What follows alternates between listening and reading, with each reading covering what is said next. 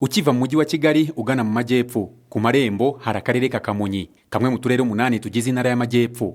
Imisoro yabaye nasimburwa mu iterambere ry'aka karere. Kuva mu mwaka wa 2019 kugera mu mwaka wa 2021 hakozwe ibikorwa by'indashyikirwa bivuye mu misoro n'amahoro. Mu burezi hubatswe amashuri menshi bishira iherezo ku kibazo cy'ingendo abana bakoraga ndetse n'ubucucike mu mashuri. Hakozwe imihanda ibiri, umwe mu murenge wa Runda ufasha abaturage kugera ku bitaro by'amaso. Hari habi ku buryo bukomeye cyane, ariko urabona hakoze neza, nukunyerera iterambere ni ryiza muri rusange, byose ku nyungu z'iki zo gutanga umusoro. Nundi urimo kuzura uva Ruyenzi ugera Gihara. Hubatswe uruganda rw'ikigage rwa sosiyete y'ishoramari y'intara y'amajyepfo, aho akarere ka Kamonyi gafite mu mugabane wa miliyoni 128 y'amafaranga y'u Rwanda. Uru ruganda rwaje gushyigikira umusaruro ukomoka ku gihingwa cy'amasaka no gushyigikira iby'iwacu. Hubatswe ibiro by'umurenge wa Rugarika, amazi meza yahawe abaturage mu mirenge itandukanye. Mu buzima hubatswe ikigo nderabuzima cya Kayumbu gitwara arenga miliyoni 788 y'amafaranga y'u Rwanda. Ibi byose tuvuze n'ibindi tutarondoye, inkomoko ni imisoro n'amahoro, bituma abaturage ubwabo batanga ubuhamya